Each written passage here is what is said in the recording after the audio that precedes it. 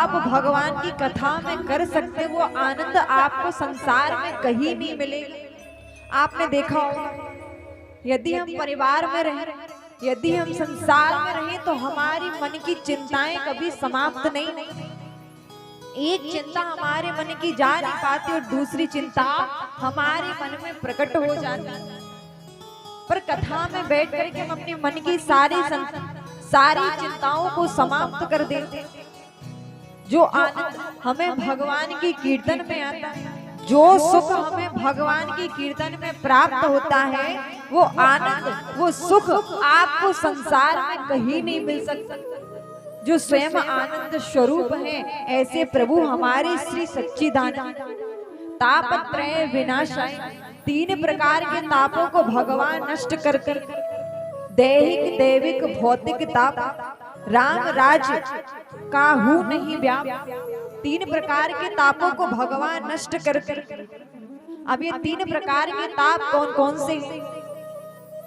कोई तन दुखी, कोई मन दुखी, कोई धन बिन रहत उदास, थोड़े थोड़े सब दुखी,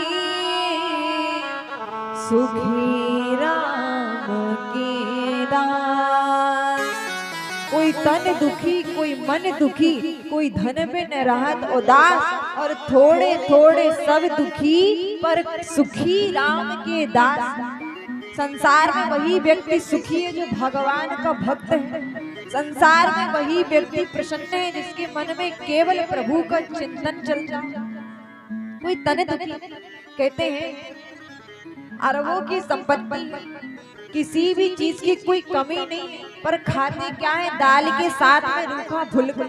क्योंकि डॉक्टर ने मना किया यदि अच्छा भोजन करेंगे तो कई प्रकार की बीमारियां हो सकती। यदि अच्छा भोजन किया तो कई प्रकार की बीमारियां हो सकती है। तो ये क्या है? ये व्यक्ति अपने तन से दुखी है, कोई व्यक्ति अपने मन से दुखी है। बड़ा नाम है, ऐश्वर्य है, किसी चीज की कोई कमी नहीं। विचार करते हैं कि अपने बेटे का विवाह किसी बड़े खानदान में करूंगा, किसी ऊंचे खानदान में अपने बेटे का विवाह करूंगा, पर बेटा किसी नौकरानी के साथ में भाग जाता। ये क्या है? ये व्यक्ति अपने मन से दुखी है। किसी ना किसी प्रकार से व्यक्ति हर प्रकार से दुखी है। कहीं पर भी मन में शांति नहीं। कोई व्यक्ति अपने धन से दुखी, धन बिन रहा तो दास, बेचारा दिन भर मजदूरी करता है, दिन भर कार्य करता है, जो 2-4 पैसे घर वापस लेकर आता है तो उन पैसों से अपना पेट भरे कि अपने परिवार का पेट भरे कि अपने बच्चों का कि अपनी पत्नी की। दिन भर कार्य किया, दिन भर मजदूरी की, 2-400 रुपए मिले तो आकर के स्वयं खावे कि अपनी पत्नी को खिलावे कि अपने बच्चे को खिलावे। यदि स्वयं का पेट भरे तो घर पर बच्चे भूखे, यदि बच्चों का पेट भरे तो स्वयं भूखा है। व्यक्ति क्या है? ये व्यक्ति धन से परेशान है। पर सुखी कौन है संसार में? सुखी राम के दास। कबीरा सब जग निर्धना, धनवंता नहीं कोई, धनवंता सोई जानी, जाको राम नाम धन होए।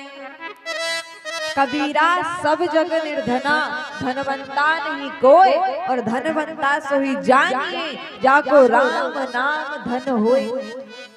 संसार में वही व्यक्ति धनी, संसार में वही व्यक्ति धनी है जिसके पास प्रभु के नाम का चिंतन है।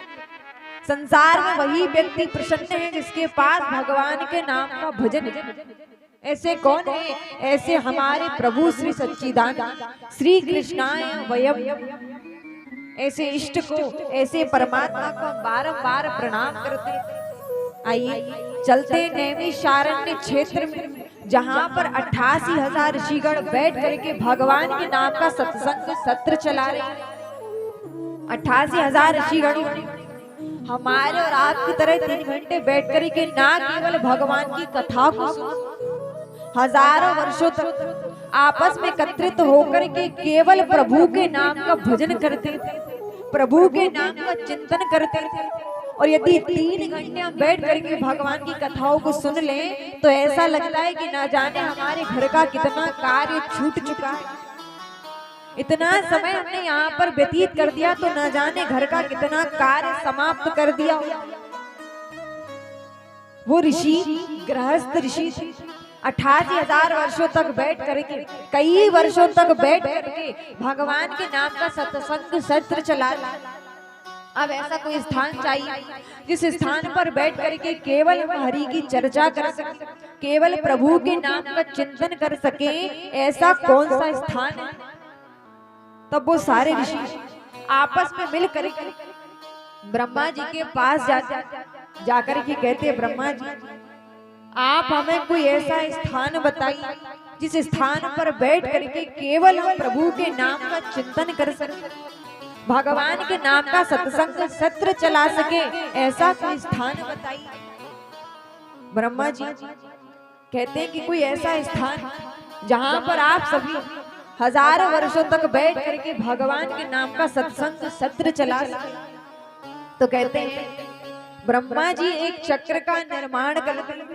कहते हैं इस चक्र की नेमी जहां कहीं भी जाकर के रुक जाए, समझ लेना वही स्थान भगवान का सत्संग करने के लिए बहुत अच्छा है।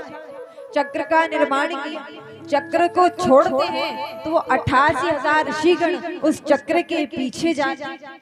एक अरण्य नाम के पर्वत पर उस चक्र की नेमी रुक जाती है, इसीलिए इस क्षेत्र का नाम नैमिषारण्य पड़ जाता है। बोलो नैमिषारण्य क्षेत्र की। वो ऋषि आपस में मिल करके बैठ करके भगवान का सत्संग करने लगे, भगवान के नाम की चर्चा करने लगे। तभी उनके मध्य श्री सूत जी महाराज का आगमन होता। सूत जी महाराज को देख करके सारे ऋषि खड़े होकर के सूत जी महाराज का स्वागत करने लगते। सूत जी महाराज कहते, ऋषियों ये आप क्या करते हैं?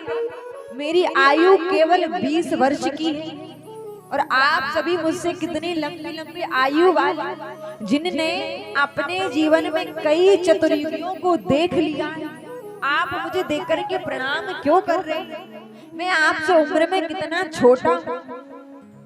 ऋषि कहते हैं, सूत जी महाराज धन वृद्धा बल वृद्धा आयुर वृद्धा तथैव च ते सर्वे अपि ज्ञाना वृद्धाश्च किंकरा शिष्य किंकरा। धन वृद्धा बल वृद्धा आयुर वृद्धा तथैव च। हे सूत जी महाराज, भले ही आप हम सभी से आयु में छोटे, लेकिन आप हमें एक नहीं दो नहीं करोड़ों सूर्यों के समान ज्ञान है। भला हम आपको देख कर के प्रणाम क्यों ना करें? कोई व्यक्ति धन के माध्यम से बड़ा होता है, कोई बालक आयु में बड़ा होता है, कोई बल में बड़ा होता है, पर जो व्यक्ति ज्ञान में बड़े होते हैं, जिनको बचपन से ही सुंदर संस्कार दिए गए, जिन्होंने जिनके माता पिता ने